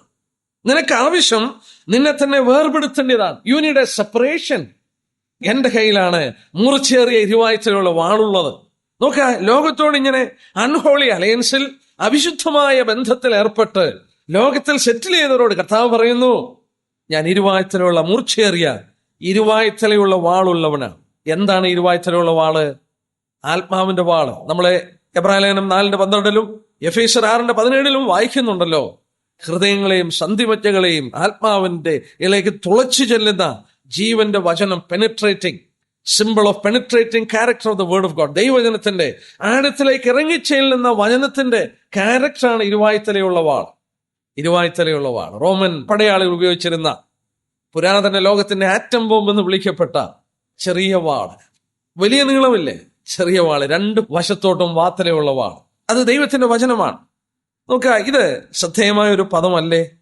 ലോകത്തോട് ദൈവമക്കൾ ഇണങ്ങിച്ചേരുമ്പോൾ അവിടെ ഏറ്റവും ആവശ്യമായിരിക്കുന്നത് യേശുക്രിസ്തുവിന്റെ വചനമാണ്. ഇരുവായ്ത്തലയുള്ള വാളാണ്. നോക്കുക, അവർക്ക് പരിഹാരം. നമ്മൾ സ്മുർന്നാ സഭയെ കുറിച്ച് പഠിച്ചപ്പോൾ ഓർത്തു, മരിച്ചുകൊണ്ടിരിക്കുന്ന സഭയോട് കർത്താവ് പറയുകയാണ്, ഞാൻ മരിച്ചവനായിരുന്നു, ഇപ്പോൾ ജീവിക്കുന്നു, നീ ധൈര്യമായിട്ടിരിക്കുക. ലോകത്തോട് ഇണങ്ങിച്ചേർന്ന സഭയോട് കർത്താവ് പറയുന്നു, എന്റെ കയ്യിൽ മൂർച്ചയേറിയ ഇരുവായ്ത്തലയുള്ള വാളുള്ളവനാണ്. പിന്നീട് കർത്താവ് പറയുന്നുണ്ട്, നീ മാനസാന്തരപ്പെട്ടില്ലെങ്കിൽ 16-ാം വാക്യത്തിൽ, അല്ലാഞ്ഞാൽ ഞാൻ വേഗത്തിൽ വന്ന് എന്റെ വായിലെ വാളുകൊണ്ട് അവരോട് പോരാടും. നീ മാനസാന്തരപ്പെടുന്നില്ലെങ്കിൽ എന്റെ വായിലെ വാളുകൊണ്ട് ഞാൻ നിന്നോട് പോരാടും, നിന്നെ കൺവിൻസ് ചെയ്യും എന്ന് കർത്താവ് പറയുകയാണ്. നമ്മെ സംബന്ധിച്ചും ഈ ലോകത്തിൽ ഇങ്ങനെ വളരെ ദുഷ്ടതയേറിയ ഉപദേശങ്ങളിലേക്ക് സഭ കടന്നുപോയപ്പോൾ ഒരു വാക്യം നമ്മുടെ ശ്രദ്ധയിൽപ്പെടേണ്ടതാണ്. സങ്കീർത്തനങ്ങൾ 17-ന്റെ 4 വളരെ കുറിക്കൊള്ളേണ്ട ഒരു വാക്യമാണ്. സാംസ് 17:4. മനുഷ്യരുടെ പ്രവൃത്തികളെ കണ്ടിട്ട് ഞാൻ നിന്റെ അധരങ്ങളുടെ വചനത്താൽ നിഷ്ഠൂരന്റെ പാതകളെ സൂക്ഷിച്ചൊഴിഞ്ഞിരിക്കുന്നു. വാസ്തവത്തിൽ എത്ര അനുഗ്രഹിക്കപ്പെട്ട ഒരു വാക്യമാണ്. മനുഷ്യന്റെ പ്രവൃത്തികളെ കണ്ടിട്ട് ഞാൻ നിന്റെ അധരങ്ങളുടെ വചനത്താൽ നിഷ്ഠൂരന്റെ, ഡിസ്ട്രോയറിന്റെ പാതകളെ സൂക്ഷിച്ചൊഴിഞ്ഞിരിക്കുന്നു. നമുക്കിന്നും സൂക്ഷിച്ച് നമ്മളെ തന്നെ സൂക്ഷിപ്പാൻ, ഈ പാതകളിൽ നിന്ന് വിട്ടുതിരിയുവാൻ നമുക്ക് സാധിക്കുന്നത് അവന്റെ വായിലെ വചനങ്ങൾ കൊണ്ടാണ്. കർത്താവ് പറഞ്ഞു, മാനസാന്തരപ്പെട്ടില്ലെങ്കിൽ ഞാൻ എൻ്റെ വായിലെ വാളുകൊണ്ട്. 16-ാം വാക്യം നോക്കി, മാനസാന്തരപ്പെടാതിരുന്നാൽ ഞാൻ വേഗത്തിൽ വന്ന് എൻ്റെ വായിലെ വാളുകൊണ്ട് അവരോട് പോരാടും. കർത്താവിന്റെ വചനം ഒരിക്കൽ ന്യായം വിധിക്കും എന്നുള്ളതാണ് ആ പറയുന്നത്. നമുക്കൊന്ന് രണ്ട് വാക്യം നോക്കാം. യോഹന്നാൻ 12:48. എന്റെ വചനം കൈക്കൊള്ളാതെ എന്നെ തള്ളിക്കളയുന്നവനെ ന്യായം വിധിക്കുന്നവനുണ്ട്. ഞാൻ സംസാരിച്ച വചനം തന്നെ ഒടുക്കത്തെ നാളിൽ അവനെ ന്യായം വിധിക്കും. കർത്താവ് പറഞ്ഞ വാക്കിനോട് എത്രയത് യോജിച്ചിരിക്കുന്നു. 16-ാം വാക്യം, വെളിപ്പാട് 2:16. മാനസാന്തരപ്പെടാതിരുന്നാൽ വേഗത്തിൽ ഞാൻ വന്ന് എന്റെ വായിലെ വാളുകൊണ്ട് അവരോട് പോരാടും. അവൻ സംസാരിച്ച വചനം കൊണ്ട് അവരെ ന്യായം വിധിക്കും. പഴയ നിയമത്തിൽ നിന്ന് ഒന്ന് രണ്ട് വാക്യം നോക്കാം. യെശയ്യാവ് 11:4. അവൻ ദരിദ്രന്മാർക്ക് നീതിയോടെ ന്യായം പാലിച്ചു കൊടുക്കുകയും ദേശത്തിലെ സാധുക്കൾക്ക് നേരോടെ വിധി കൽപ്പിക്കുകയും ചെയ്യും. തന്റെ എന്ന വടി കൊണ്ട് അവൻ ഭൂമിയെ അടിക്കും. തന്റെ അധരങ്ങളുടെ ശ്വാസം കൊണ്ട് ദുഷ്ടനെ കൊല്ലും. ആ വാക്ക് ശ്രദ്ധിക്കുക, തന്റെ എന്ന വടി കൊണ്ട് അവൻ ഭൂമിയെ അടിക്കും. യെശയ്യാവ് 49:2. ഐസിയ 49:2. അവൻ എന്റെ വായ് മൂർച്ചയുള്ള വാൾ പോലെ ആക്കിയിരിക്കും. തന്റെ കൈയുടെ നിഴലിൽ എന്നെ ഒളിപ്പിച്ചു. അവൻ എന്നെ മിനുക്കിയ അമ്പാക്കി തന്റെ പൂണിയിൽ മറച്ചു വെച്ചു. ആ വാക്യം നോക്കി, അവൻ എന്റെ വായെ മൂർച്ചയുള്ള വാൾ പോലെയാക്കി. അവന്റെ വായിൽ നിന്ന് പുറപ്പെട്ടത് ഇരുവായ്ത്തലയുള്ള വാളാണ്. കർത്താവ് പറഞ്ഞു, തന്റെ വചനം തന്നിരിക്കുകയാണ്. ഈ വചനം കർത്താവിന്റെ പക്കലുണ്ട്. അത് ഇരുവായ്ത്തലയുള്ള വാളാണ്. ഇതുകൊണ്ട് നിനക്ക് സെപ്പറേഷൻ ഉണ്ടാകണം, വേർപാടുണ്ടാകണം. നീ വേർപെടുന്നില്ലെങ്കിൽ, ലോകത്തിൽ നിന്ന് നീ വേർപെടുന്നില്ലെങ്കിൽ ഞാൻ നിന്നോട് പോരാടുമെന്ന് കർത്താവ് പറയുകയാണ്. അതിന്റെ 13-ാം വാക്യം, വെളിപ്പാട് 13. നീ എവിടെ പാർക്കുന്നെന്നും അത് സാത്താന്റെ സിംഹാസനമുള്ളതെന്ന് ഞാൻ അറിയുന്നു. നീ എന്റെ നാമം മുറുകെ പിടിച്ചിരിക്കുന്നു. നിങ്ങളുടെ ഇടയിൽ സാത്താൻ പാർക്കുന്നിടത്ത് തന്നെ എന്റെ സാക്ഷ്യം വിശ്വസ്തനുമായ അന്തിപ്പാസിനെ കൊന്ന കാലത്ത് പോലും നീ നിങ്ങളുടെ വിശ്വാസം നിഷേധിച്ചിട്ടില്ല. സഭ പാർക്കുന്നിടം സാത്താന്റെ സിംഹാസനമുള്ളിടമാണ്. നമ്മൾ ഓർക്കുകയുണ്ടായി, സർപ്പത്തിന് ക്ഷേത്രം പണിതിരിക്കുന്ന പെർഗമം. മാത്രമല്ല, സാത്താൻ ഇന്നും ബന്ധിക്കപ്പെട്ടിട്ടില്ല, ലോകത്തിൽ ഊടാടി സഞ്ചരിക്കുകയാണ്. എഫേസ്യർ 6:12 വാക്യത്തില് വാഴ്ചകളും അധികാരങ്ങളും എന്ന് നാം വായിക്കുന്നു. ദാനിയേൽ 10 നമുക്കറിയാം, പാർസി രാജ്യത്തിന്റെ പ്രഭു ദാനിയേലിന് ദൂതുമായിട്ട് കടന്നു വന്ന ദൂതനെ ഒരു പാർസി രാജ്യത്തിന്റെ പ്രഭു 21 ദിവസം തടഞ്ഞു നിർത്തിയെന്ന് പറയുമ്പോൾ, പേർഷ്യൻ രാജാവ് ലിറ്ററലി ആശ്ചര്യമായ ഭരിച്ചുകൊണ്ടിരുന്ന ഒരു പേർഷ്യൻ രാജാവിന് ഒരു ദൂതനെ തടഞ്ഞു നിർത്തുവാനായിട്ട് സാധിക്കുകയില്ല. അവിടെ കർത്താവ് പാർസി രാജ്യത്തിന്റെ പ്രഭു എന്ന് പറഞ്ഞപ്പോൾ, ആ വചനത്തിൽ പറഞ്ഞപ്പോൾ, അതിന്റെ പുറകിൽ വ്യാപരിച്ചിരിക്കുന്ന ദുഷ്ടാത്മാവിനെയാണ് കാണിക്കുന്നത്. ദാനിയേൽ 10. നമ്മൾ ഇന്നും ആ ദുഷ്ടൻ ബന്ധിക്കപ്പെട്ടിട്ടില്ല. അവൻ ലോകത്തിൽ ഊടാടി സഞ്ചരിക്കുകയാണ്. അവൻ ഈ ലോകത്തിലെ, അവന് സിംഹാസനമുണ്ട്, അവന് വാഴ്ചകളുണ്ട്, അധികാരങ്ങളുണ്ട്. ആ വിധത്തിൽ ഭരണകൂടം അവൻ ഈ ലോകത്തിൽ നടത്തിക്കൊണ്ടിരിക്കുന്നു. സകല ലോകവും ദുഷ്ടൻ അങ്ങനെ ഭരിച്ചുകൊണ്ടിരിക്കുകയാണ്. ഈ പെർഗമം വാസ്തവത്തിൽ അവന്റെ ഒരു ക്യാപിറ്റലായിരുന്നു. അതിന് ചില പഠനങ്ങൾ പ്രത്യേകം നടത്തുന്നുണ്ട്. ചില ദൈവദാസന്മാർ ചരിത്രപരമായി തന്നെ പറയുന്നുണ്ട്, മാഗിയൻ കൾട്ട് ബാബിലോണിൽ നിന്ന് ഓടിക്കപ്പെട്ടപ്പോൾ പുരാതന കാലത്തുണ്ടായിരുന്ന ഒരു പ്രത്യേക ജാതീയ മതമായിരുന്നു മാഗിയൻ കൾട്ട്. ഈ മാഗിയൻ കൾട്ട് ബാബിലോണിൽ നിന്ന് ഓടിച്ചപ്പോൾ അവർ വന്ന് പാർത്തത് പെർഗമത്തിലായിരുന്നു. പെർഗമത്തിൽ വന്ന് പാർത്ത് വളരെ സ്വൈര്യമായി വിഹരിക്കുവാൻ അവർ കണ്ടിട്ട് ഈ ജാതീയ ആചാരങ്ങൾ അവിടെ വളരെ വർദ്ധിച്ചിട്ട് അവിടെയായിരുന്നു പൊന്തിഫസ് മാക്സിമസ് ചീഫ് ബ്രിഡ്ജ് ബിൽഡർ എന്നുള്ള തലക്കെട്ടൊക്കെ പുരോഹിതന് കൊടുത്തുകൊണ്ട് ഒരു ജാതീയ മതത്തിന്റെ ഒരു കേന്ദ്രമാക്കി പെർഗമം തീർന്നപ്പോൾ കഥാവ് പറയുന്നു, നീ പാർക്കുന്നിടം സാത്താന്റെ സിംഹാസനം ഉള്ളതാണ്. ഇത് വായിക്കുമ്പോൾ ജാതീയ ആചാരങ്ങൾ വളരെ വർദ്ധിച്ചിരിക്കുന്ന ഇടത്തോടുള്ള ബന്ധത്തിൽ നമുക്ക് ഒരു കാര്യം ചിന്തിപ്പാനായിട്ട് സാധിക്കും. കൊരിന്ത്യർ ലേഖനത്തിൽ കഥാവ് തിരുവചനത്തിൽ നമ്മളെ ഓർപ്പിക്കുന്നുണ്ട്. 1 കൊരിന്ത്യർ 10:20 അതോടുള്ള ബന്ധത്തിൽ ഈ ഭാഗം ഒന്ന് ശ്രദ്ധിച്ചു നോക്കിയാൽ നമുക്ക് വീണ്ടും ഒരു സത്യം മനസ്സിലാക്കാനായിട്ട് സാധിക്കുന്നു. 1 കൊരിന്ത്യർ 10:20 ജാതികൾ ബലികഴിക്കുന്നത് ദൈവത്തിനല്ല, ഭൂതങ്ങൾക്ക് ബലികഴിക്കുന്നു. ജാതികൾ ബലികഴിക്കുന്നത് ഭൂതങ്ങൾക്ക് ബലികഴിക്കുന്നു. നമ്മളൊന്ന് ആലോചിച്ച്, ജാതീയ ആചാരങ്ങൾ വളരെ വർദ്ധിക്കുമ്പോൾ അത് വാസ്തവത്തിൽ കൂടുതലായിട്ട് ഭൂതങ്ങളെ ആരാധിക്കുന്ന ഇടമാണ്. നമ്മൾ പാർക്കുന്ന ഈ ദേശത്തെക്കുറിച്ച് നമുക്കധികം വിശദീകരിക്കേണ്ട ആവശ്യമില്ല. അനേക ദേവതമാരെയും കാളികളെയും ഇതുപോലെയൊക്കെ ആരാധിക്കുമ്പോൾ ദൈവത്തിന്റെ വചനത്തിൽ പറയുന്നു അവർ ബലികഴിക്കുന്ന ഭൂതത്തിനാണ്.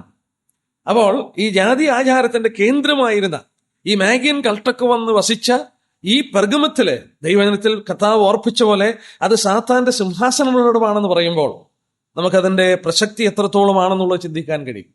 ഈ ലിറ്ററലി ആ സ്ഥലം സാത്താൻ സിംഹാസനം ത്രോണ് വെച്ച ഒരിടമായിട്ട് അത് തീർന്നു. ഇന്നും നമ്മുടെ നാട്ടിലൊക്കെ നമ്മൾ ശ്രദ്ധിച്ചു നോക്കിയാൽ ഈ സാത്താനെ കുറിച്ച് പഠിക്കുമ്പോൾ നമുക്ക് വളരെ കാര്യങ്ങൾ മനസ്സിലാക്കും. നമ്മുടെ രാജ്യം വളരെയധികം പൈശാചികന്റെ പിടിയിൽ കിടക്കുന്ന ഒരു സ്ഥലമാണ്. ജാതികൾ ഭൂതങ്ങൾക്ക് ബലിയർപ്പിക്കുന്നുവെന്ന് അത് ദൈവത്തിന്റെ വചനം ഓർപ്പിക്കുന്നെങ്കിൽ നമുക്ക് അതിനോടുള്ള ബന്ധത്തിൽ ഓർത്തു നോക്കുക. ഇതിന്റെ മധ്യത്തിൽ ദൈവമക്കളായി നമ്മൾ പാർക്കുമ്പോൾ നമ്മൾ എത്രയോ കരുതി ജീവിക്കേണ്ട ഒരു കൂട്ടരാണെന്നുള്ളത് നമുക്ക് മനസ്സിലാക്കാനായിട്ടും ചിന്തിപ്പാനായിട്ടും കഴിയും. എന്നാൽ ഇവിടെ ഇവരെ കുറിച്ച് ഇത് പറയുമ്പോൾ കർത്താവ് ഒരു കാര്യം എടുത്തു പറയുന്നു, നീ എന്റെ നാമം മുറുകെ പിടിച്ചിരിക്കുന്നു. ആ വാക്ക് നോക്കിയാട്ടെ, ഇങ്ങനെയുള്ളൊരു സ്ഥലത്ത് നീ എന്റെ നാമം മുറുകെ പിടിച്ചിരിക്കുന്നു. നിങ്ങളുടെ ഇടയിൽ സാത്താൻ പാർക്കുന്നിടത്ത് തന്നെ എന്റെ സാക്ഷ്യം വിശ്വസ്തനുമായ അന്തിപ്പാസിനെ കൊന്ന കാലത്ത് പോലും നീ എങ്കിലുള്ള വിശ്വാസം നിഷേധിച്ചിട്ടില്ല. ശരിയല്ലേ? കർത്താവിലുള്ള വിശ്വാസം അവർ നിഷേധിച്ചിട്ടില്ല. വിശ്വാസം എന്ന് പറയുമ്പോൾ അവിടെ മാർഗീയ കാര്യങ്ങളിലുള്ള വിശ്വാസം എന്ന് ചിന്തിക്കുന്ന ദൈവദാസന്മാരെ കുറിച്ച് ഞാൻ വായിക്കുകയുണ്ടായി. ക്രിസ്തീയ മാർഗത്തിലുള്ള മാർഗീയ വിശ്വാസമെന്നും അല്ല, യേശുക്രിസ്തുവിനെ അവർ തള്ളിപ്പറയുകയോ ഒന്നും ചെയ്യുന്നില്ലേ. ഇന്ന് നമ്മളൊന്ന് ആലോചിച്ച് നോക്കിയേ, കാത്തലിക് ചർച്ചും മറ്റും കർത്താവിനെ തള്ളിപ്പറയുന്നുണ്ടോ? ഇല്ലേ. എന്റെ നാമം നീ മുറുകെ പിടിച്ചിരിക്കുന്നു. എടുത്തു പറഞ്ഞു അന്തിപ്പാസിനെ കൊന്ന കാലത്ത് പോലും. അന്തിപ്പാസ് എന്നുള്ള വാക്ക് തന്നെ ഒരു പഠന വിഷയമാണ്. ആന്റി പാസ്, ആന്റി ക്രൈസ്റ്റ് എന്ന് പറയുന്ന പോലെ തന്നെ ആന്റി പാസ്. ആന്റി എന്ന വാക്കിന് എതിരെന്നും പാസ് എന്ന് പറഞ്ഞാൽ എല്ലാം എന്നുമാണ്. ആന്റി പാസ് എന്ന് പറഞ്ഞാൽ എല്ലാത്തിനും എതിരെന്ന് പറഞ്ഞാൽ ലോകം മുഴുവൻ സകലരും ഈ റോമൻ സാമ്രാജ്യത്തിന്റെ മതത്തിലേക്ക് ഒഴുകിയിറങ്ങിയപ്പോൾ ജാതി ആചാരങ്ങളെ കൂടെ ഇടകലർത്തി അതിനോട് ഇഴകിയപ്പോൾ അന്തിപ്പാസ് സകലത്തിലും എതിർത്ത് നിന്ന ഒരു മനുഷ്യനായിരുന്നു അന്തിപ്പാസ്. അന്തിപ്പാസിനെ എന്ത് ചെയ്തതെന്നറിയാമോ? ചരിത്രം പറയുന്നത് ബ്രാസ് ബുള്ളിനകത്ത്, അതായത് ബ്രാസ് കൊണ്ട് ചെമ്പ് കൊണ്ടൊരു കാള ഉണ്ടാക്കി ആ ബ്രാസ് ബുള്ളിനെ തുറന്ന് അന്തിപ്പാസിനെ അതിനകത്തിട്ട് ബ്രാസ് ബുള്ള് പൂട്ടിയിട്ട് അന്തിപ്പാസിനെ ഈ ബ്രാസ് ബുള്ളിനെ തീക്കകത്തിട്ട് കുറേശ്ശെ ചൂടാക്കി അന്തിപ്പാസിനെ അതിനകത്തിട്ട് വെന്ത് കൊന്നു. കർത്താവ് എടുത്ത് പറയുകയാണ്, അന്തിപ്പാസ് മൈ ഫെയ്ത്ത്ഫുൾ മാർട്ടിയർ. ഒന്ന് ചിന്തിച്ചു നോക്കി, ഒരു ബ്രാസ് ബുള്ളിനകത്തിട്ട് തീ കുറേശ്ശെ ചൂടാക്കി ഈ അന്തിപ്പാസിനെ അതിനകത്തിട്ട് ചുട്ടുകൊന്നെന്ന് ചരിത്രം ലീഗൻസ്, അതായത് പുരാതന കാര്യങ്ങൾ പറയുന്നെങ്കിൽ അന്തിപ്പാസ് എല്ലാരോടും എതിർത്ത് നിന്നുകൊണ്ട് കർത്താവിന്റെ സാക്ഷ്യം വഹിച്ചപ്പോൾ കർത്താവ് എടുത്തു പറയുന്നു, അന്തിപ്പാസ് മൈ ഫെയ്ത്ത്ഫുൾ മാർട്ടിയർ, എന്റെ വിശ്വസ്തനായ സാക്ഷി. കർത്താവിനെ അതിന്റെ മധ്യത്തിൽ അവൻ സാക്ഷിച്ചതായിട്ട് പറയുന്നു. ഇനി നമുക്ക് വളരെ പ്രധാനപ്പെട്ട ഒരു ഭാഗത്തിലേക്ക് വരികയാണ്. എങ്കിലും 14 വാക്യം, എങ്കിലും നിന്നെ കുറിച്ച് കുറഞ്ഞൊരു കുറ്റം പറവാനുണ്ട്. കുറഞ്ഞൊരു കുറ്റം.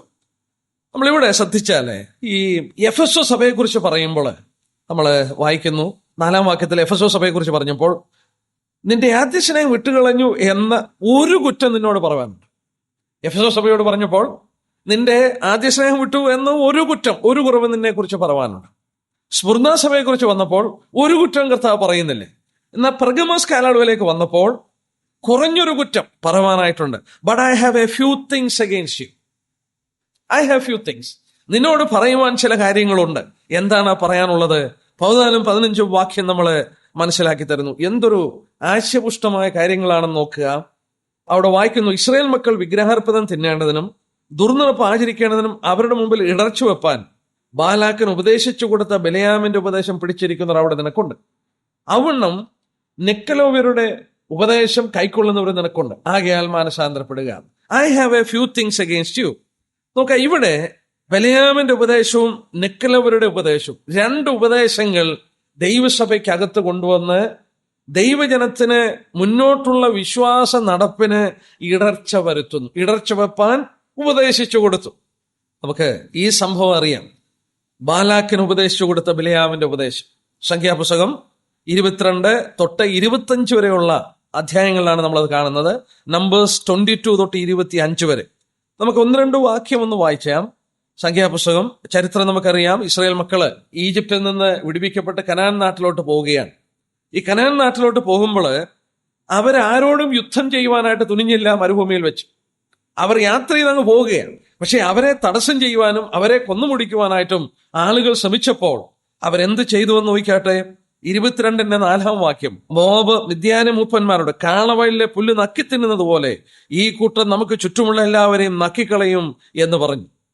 സംസാരമാണ് അന്ന് ലോകത്തിലുള്ള സംസാരം. ഇസ്രായേൽ മക്കൾ 6 ലക്ഷം പുരുഷന്മാരും സ്ത്രീകളും കുഞ്ഞുങ്ങളും നടന്നു വരുമ്പോൾ കാള പുല്ല് നക്കിത്തിന്നുന്ന പോലെ ചുറ്റുമുള്ള ജനത്തെ അവർ നക്കിത്തിന്നുന്നു എന്ന് പറയുമ്പോൾ അവരുടെ മുന്നിൽ ഒരു ശത്രു നിൽക്കാനായിട്ട് സാധിക്കുന്നില്ലേ? അവരാരോടും യുദ്ധത്തിന് പോയില്ലേ? അവരെ ഉപദ്രവിക്കുന്നവരോട് മാത്രമേ അവർ യുദ്ധത്തിന് കടന്നുപോയുള്ളൂ. എന്നാൽ ഇങ്ങനെ നടന്നു വരുന്നത് മോബ്യ രാജാവ് കേട്ടു. മോബ്യ രാജാവിനറിയാം, കാളപുല്ല് നക്കിത്തിന്നുന്ന പോലെ ഈ ജനം നമ്മളെ ഈ നക്കിത്തിന്നും, നമുക്ക് അവരോട് എതിർത്ത് നിൽപ്പാനായിട്ട് സാധിക്കുകയില്ല. യുദ്ധം ചെയ്തവരെ ജയിപ്പാനായിട്ട് കഴിയില്ല. എന്ത് ചെയ്യണം എന്നുള്ളത് താന് ഒരു പ്രവാചകൻ, ഒരു ജാതീയ പ്രവാചകൻ ബിലെയാമിനെ വിളിക്കുകയാണ്. ഒരു കള്ളപ്രവാചകൻ ബിലെയാമിനെ വിളിച്ചിട്ട് എന്ത് ചെയ്യണമെന്ന് ചോദിച്ചു.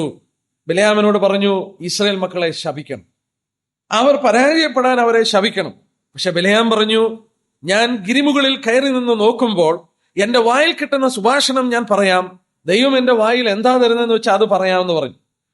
പല സ്ഥലത്തും താൻ പോയി നിന്ന് നോക്കുമ്പോൾ പറയുന്ന പദമാണ് 23-ാം അധ്യായത്തെ നമ്മൾ വായിക്കുന്നത്. 23-ാം അധ്യായത്തിന്റെ 9-ാം വാക്യമൊക്കെ നോക്കിയാൽ, ശിലാഗിരികളിൽ നിന്ന് ഞാൻ അവനെ കാണുന്നു. ശിലാഗിരി എന്ന് പറഞ്ഞാൽ മൗണ്ടൻ ടോപ്പിൽ നിന്ന് ഞാൻ അവനെ കാണുന്നു. ഗിരികളിൽ നിന്ന് ഞാൻ അവനെ ദർശിക്കുന്നു. ഇതാ തനിച്ചു പാർക്കുന്ന ഒരു ജനം, ജാതികളുടെ കൂട്ടത്തിൽ എണ്ണപ്പെടുന്നതുമില്ല. ആ വാക്ക് പ്രത്യേകം ശ്രദ്ധിക്കുക.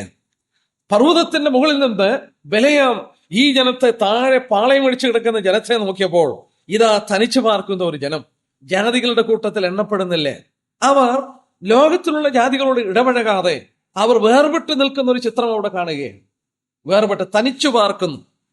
ഇവരെ ശപിക്കുവാനായിട്ട് ശിലാഗിരികളുടെ പല മുഖത്തിൽ നിന്ന് ബിലെയാം പോയി നോക്കിയിട്ടും സാധിക്കുന്നില്ലേ? പക്ഷെങ്കിൽ ബിലെയാമിന് ഇഷ്ടം പോലെ പണം ബാലാക്ക് അങ്ങോട്ട് കൊടുത്തു, മോബി രാജാവായ ബാലാക്ക്. അപ്പോൾ 25-ാം അധ്യായത്തിന്റെ ആദ്യത്തെ 9 വാക്യങ്ങൾ വായിച്ചാൽ നമുക്കറിയാം, നമുക്ക് അവിടെ സംഭവിച്ച എന്താണെന്നറിയാം. ബാലാക്കിനൊരു ഉപദേശം ബിലെയാം കൊടുത്തു. എന്താണ് ആ ഉപദേശം? ആ ഉപദേശം, അവര് തനിച്ചു പാർക്കുന്ന ജനമാണ്, അവരുടെ ഈ നൈർമല്യത നഷ്ടപ്പെടുത്തണം. അതിനെന്ത് ചെയ്യണം? മോവാബ്യ സ്ത്രീകളെ അവരുടെ മധ്യത്തിലേക്ക് ഇറക്കി വിടണം. ഈ സ്ത്രീകൾ അവിടെ പുരുഷന്മാരോട് ബന്ധപ്പെടുവാനും അവരുടെ ഉത്സവങ്ങളിൽ അവരെ വിളിച്ചുകൊണ്ടുവരുവാനായിട്ടും സ്ത്രീകളെ അയക്കണമെന്ന് പറഞ്ഞു. മോവാബ്യ സ്ത്രീകൾ ഈ പണം കിട്ടി, ഈ ബിലെയാമിന് പണം കിട്ടിയപ്പോൾ ഈ ഉപദേശം കൊടുത്തു. ജനങ്ങളുടെ മധ്യത്തിലേക്ക് ഇറങ്ങിച്ചെന്നു. ഈ മോവാബ്യ സ്ത്രീകൾ ഇറങ്ങിച്ചെന്നു, അവരെ വശീകരിച്ചു, അവരുമായിട്ട് ബന്ധപ്പെട്ടു, വിഗ്രഹങ്ങളെ നമസ്കരിക്കുവാൻ അവരെ കൂട്ടിക്കൊണ്ടുവന്നു. ദൈവത്തിന്റെ കോപം ഈ ജനത്തിന്റെ നേരെ തുനിഞ്ഞിട്ട് എത്രയോ ആയിരങ്ങൾ പട്ടുപോകുവാൻ ദൈവകോപത്താൽ ഇടയായി തീർന്നു. തനിച്ചു പാർത്തപ്പോൾ അവരെ ഒന്നും ചെയ്യുവാൻ കഴിഞ്ഞില്ലേ? അവരുടെ നൈർമല്യത നഷ്ടപ്പെട്ടപ്പോൾ, പ്യൂരിറ്റി, ഹോളിനെസ് നഷ്ടപ്പെട്ടപ്പോൾ ദൈവകോപം വന്ന് അവർ ശിക്ഷിക്കപ്പെടുവാനായിട്ട് ഇടയായി തീർന്നു. യേശുക്രിസ്തു സഭയെ നോക്കി പറയുന്ന കാര്യം നോക്കി. സഭയെ നോക്കി കർത്താവ് പറയുകയാണ്, റോമൻ ചക്രവർത്തിമാരെ നിങ്ങളെ കൊന്നൊടുക്കുവാൻ നോക്കി, ഒന്നും സാധിച്ചില്ലേ? നിങ്ങളെ ഒരു വിധത്തിൽ ആർക്കും ഒന്നും ചെയ്യുവാൻ കഴിഞ്ഞില്ല. തനിച്ചു പാർത്തപ്പോൾ നിങ്ങൾ എത്രയോ ശക്തന്മാരായിരുന്നു. എന്നാൽ ഇവിടെ വായിക്കുന്നു, ഇസ്രായേൽ മക്കൾ വിഗ്രഹാർപ്പിതം തിന്നേണ്ടതിനും ദുർമനത്ത് ആചരിക്കേണ്ടതിനും അവരുടെ മുമ്പിൽ ഇടർച്ച വെപ്പാൻ ബാലാക്കിന് ഉപദേശിച്ചു കൊടുത്ത ബിലെയാം.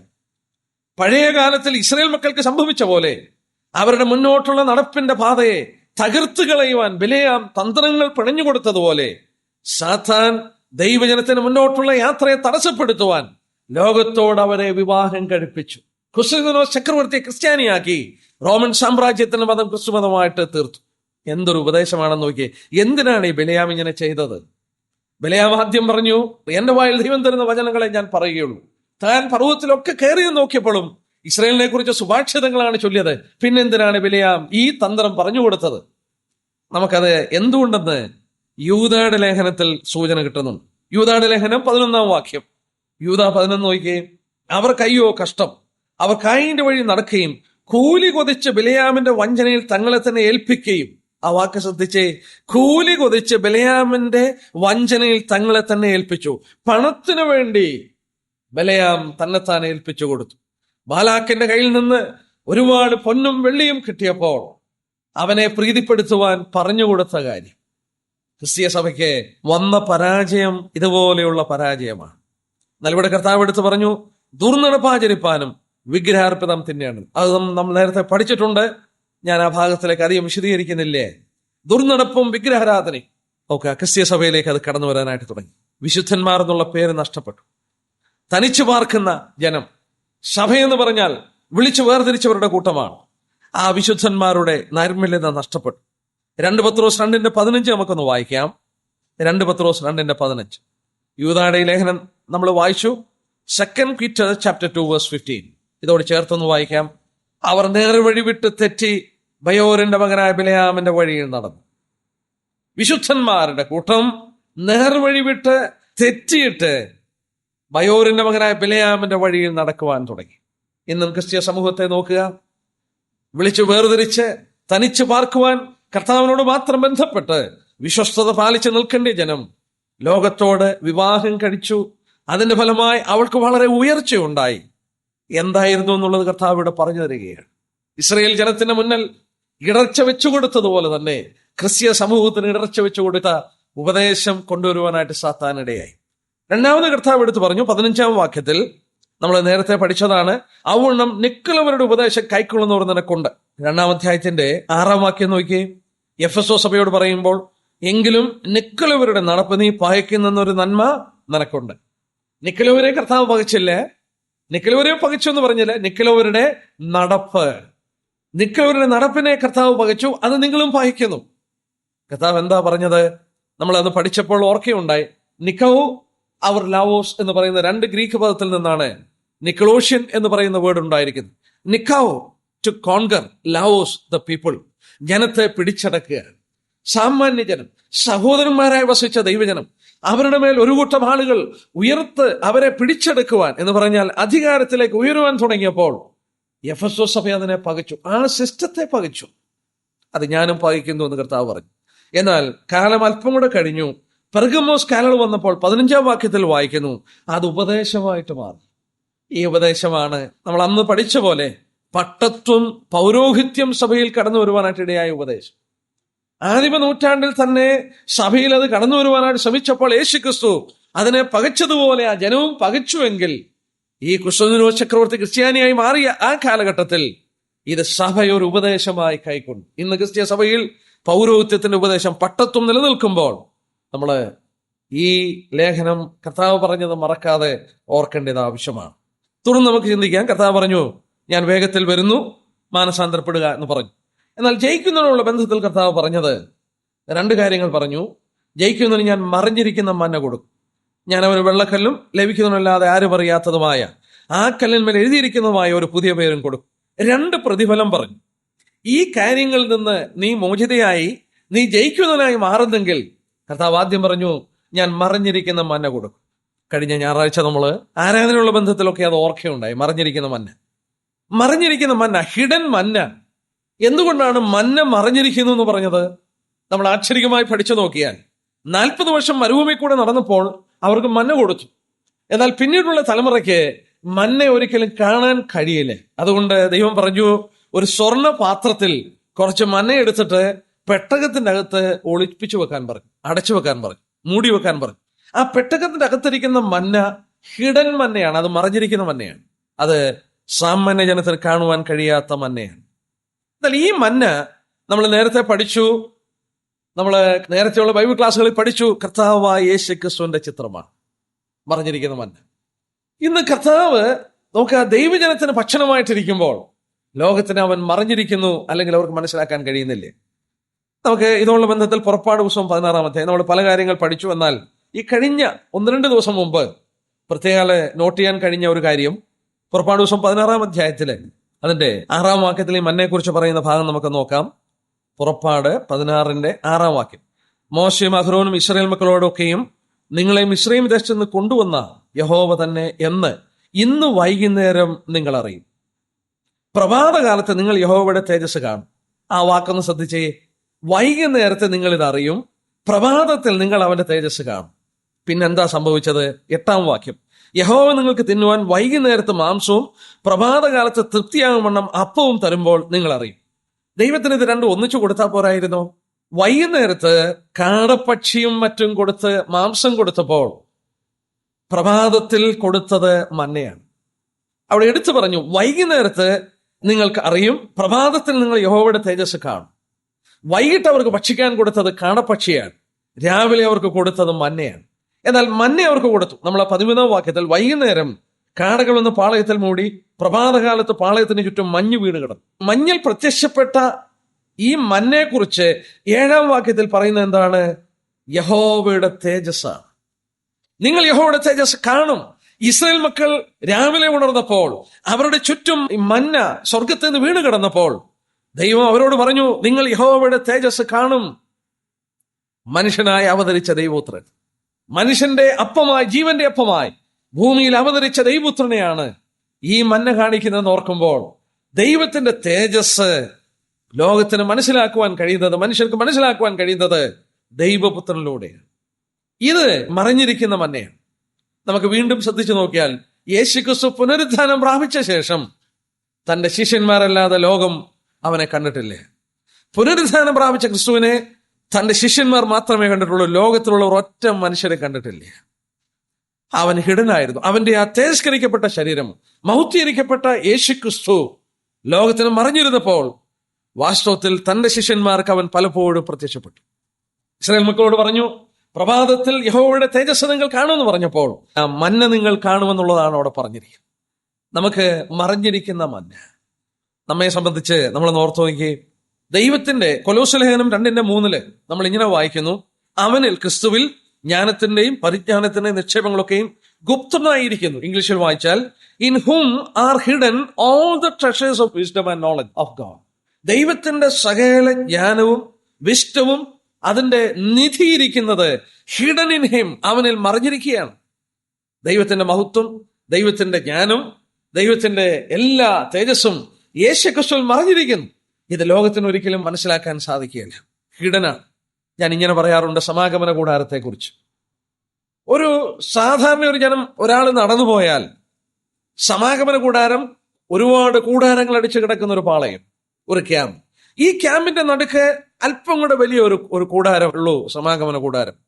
ആ സമാഗമന കൂടാരത്തിന്റെ ഏറ്റവും പുറത്തെ മൂടിവിരി എന്ന് പറയുന്നത് തഹശുതോലാണ്.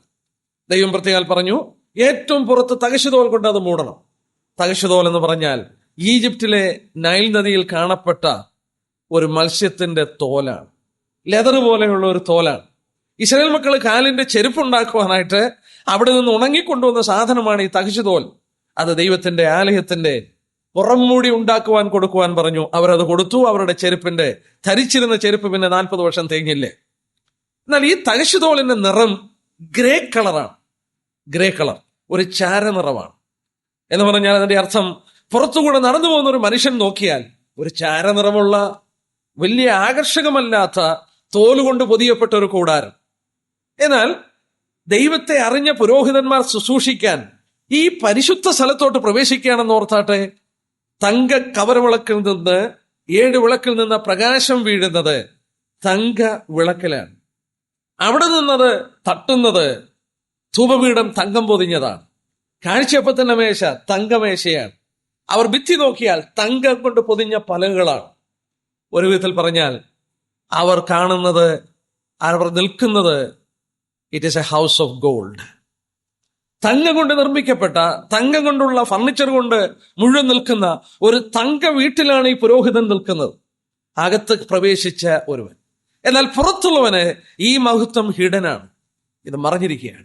ഇന്ന് സന്ധ്യയിൽ നമ്മളൊന്ന് ഓർത്തേ, യേശുക്രിസ്തുവിനെ നമ്മുടെ ആഹാരമായി, ആത്മീയാഹാരമായി തീർന്നു.